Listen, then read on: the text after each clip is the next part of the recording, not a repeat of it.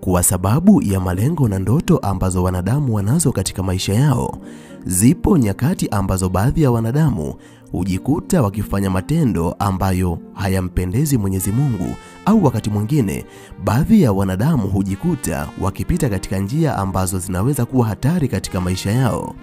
Zipo nyakati ambazo Mwenyezi Mungu huamua kuingilia kati maisha ya mwanadamu na kuanza kumpa maonyo, lakini kama tunavyojua, Mwenyezi Mungu hawezi kuja katika ulimwengu wa damu na nyama na kujidhihirisha mbele yako kisha akaanza kukuonya kwa kuzungumza na wewe, bali kuna ishara mbalimbali ambazo unaweza kuanza kuziona katika maisha yako, na pindi utakapoziona ishara hizo, unatakiwa kuchukua hatua haraka sana, kwa sababu Mwenyezi Mungu anakupa onyo juu ya mwenendo wako wa maisha.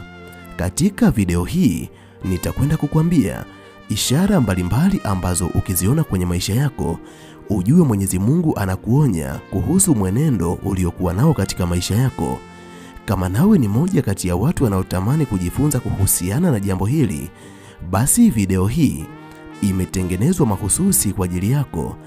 Ili uendelee kujifunza mambo mbalimbali kupitia video zetu, jiunge nasi kwa kusubscribe katika chaneli hii ya Fafanuo Media. Hapo utakuwa wa kwanza kupata video zetu pindi tunapoziweka kwenye chaneli hii. Hautajutia MB zako, kwani mara zote tunajitahidi kuwa bora zaidi ya jana. Asante, enjoy. Zifuatazo ni ishara mbalimbali ambazo ukiziona kwenye maisha yako, ujue Mwenyezi Mungu anakupa onyo juu ya jambo fulani ambalo unalifanya katika maisha yako. Namba 1, unapoteza amani ya ndani bila kujua sababu ni nini.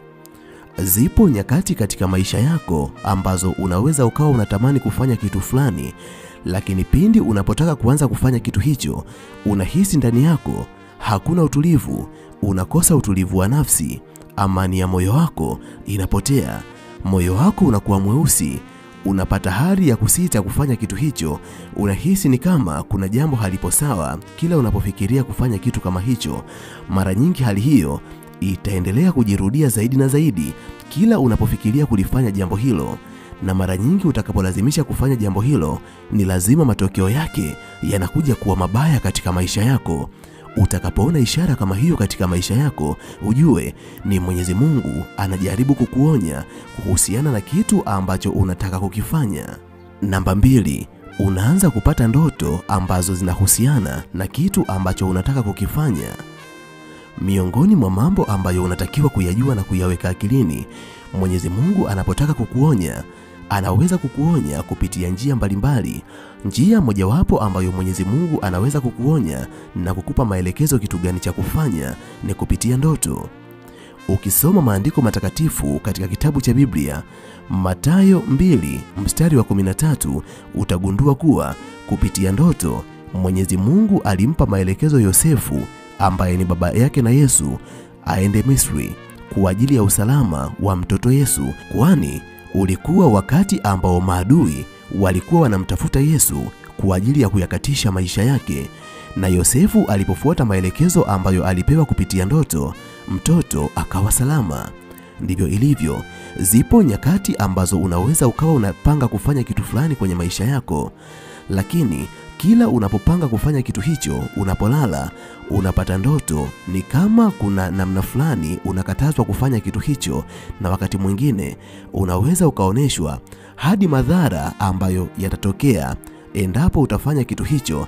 Mara nyingi ndoto ambazo unakuwa unazipata zinakuwa zinaenda kinyume na kitu ambacho unakuwa unataka kukifanya.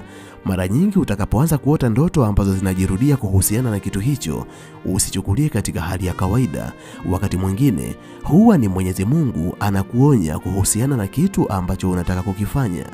Namba 3, ujumbe unaojirudia unaanza kujidhihirisha katika maisha yako. Mara nyingi unapofikiria kufanya kitu fulani, kuna namna fulani ambayo inaanza kujidhihirisha katika maisha yako. Kuna ujumbe ambao unajirudia mara kwa mara ambao unakuwa unakutana nao. Kuna wakati unaweza ukawa umekaa nyumbani, unapojaribu kuwasha TV, unakutana na taarifa ya habari ambayo inaelezea kuhusiana na kitu ambacho wewe unapanga kukifanya, lakini matokeo yake yanaelezwa kuwa ni mabaya. unapojaribu kuchukua kitabu kitakatifu cha Biblia ama kitabu cha imani yako bila kutarajia, unakuta kitabu kimejifunua katika maandiko ambayo yanaendana na kitu ambacho wewe unataka kukifanya, lakini unapojaribu kuyasoma maandiko hayo, unagundua maandiko hayo yanakuwa yanakinzana na kitu ambacho unatamani kukifanya wewe. Hata unapojaribu kutoka nyumbani kwako na kwenda katika matembezi fulani, unaweza ukakutana na wahubiri fulani ambao nao wanahubiri kuhusiana na kitu ambacho wewe unataka kukifanya, lakini mahubiri yao yanakuwa yanakinzana na kitu ambacho wewe unakifanya. Unapokuta hata watu fulani wanapiga stori zao, unakuta stori zao pia zinaendana na kitu ambacho wewe unakifanya, na unahisi kabisa kuna hatia fulani ipo katika moyo wako. Utakapoona ishara kama hiyo, ujue ishara hiyo haijatokea kwa bahati mbaya katika maisha yako, bali ni Mwenyezi Mungu anazungumza na wewe kupitia viumbe wake. Ni vema ukasitisha mara moja kitu ambacho unataka kukifanya. Namba 4, utaanza kupokea mafundisho kupitia watu wako wa karibu.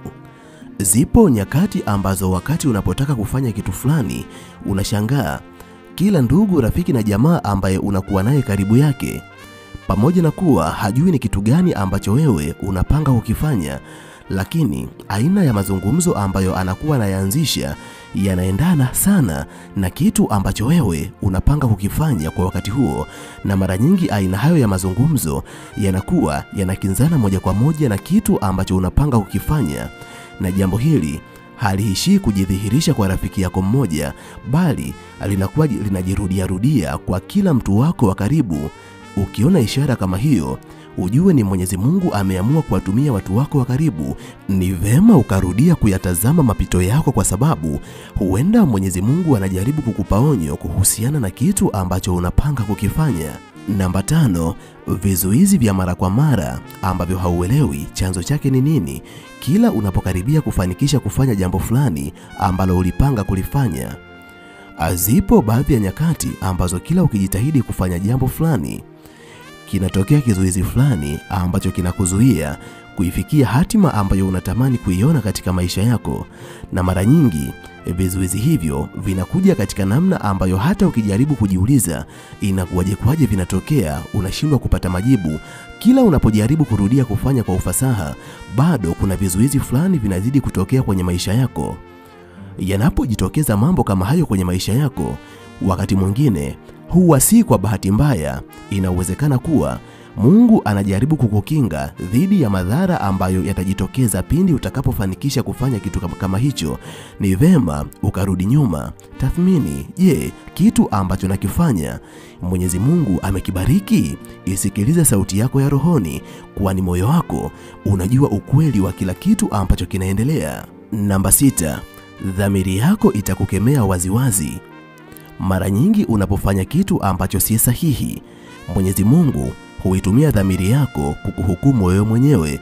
Wakati huo utaanza kuhisi ni kama nafsi yako inakuonya, na ndani yako unaweza ukawa unasikia sauti ni kama inazungumza, dhamiri yangu inanishuhudia. Hata ukisoma katika maandiko kitabu cha Warumi 9 mstari wa 1, dhamiri yangu inanishuhudia, ni kwamba utakuwa unafanya kitu hali ya kuwa moyo wako hautakasiki kufanya kitu hicho, na utakuwa unaona kabisa dhamiri yako inakuhukumu na kukupa onyo, na huo ni wakati ambao unatakiwa kuahirisha kufanya kitu ambacho unakifanya. Namba 7, Mwenyezi Mungu anaweza kutumia mazingira kukuonesha kitu ambacho unapanga kukifanya si sahihi. Kwa mfano, kila unapotaka kufanya kitu kama hicho ama unapoanza kufanya kitu kama hicho, unaweza ukawa unaona moshi unafuka ama unaona vichaka vinaungua.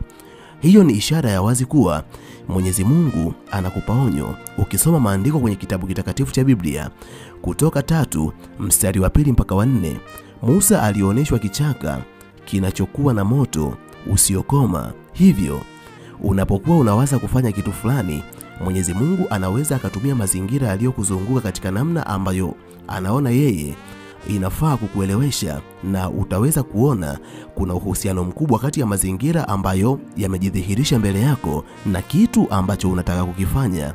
Ukiona ishara kama hizo, ni vema ukatafakari mara mbili kuhusiana na kitu ambacho unataka kukifanya.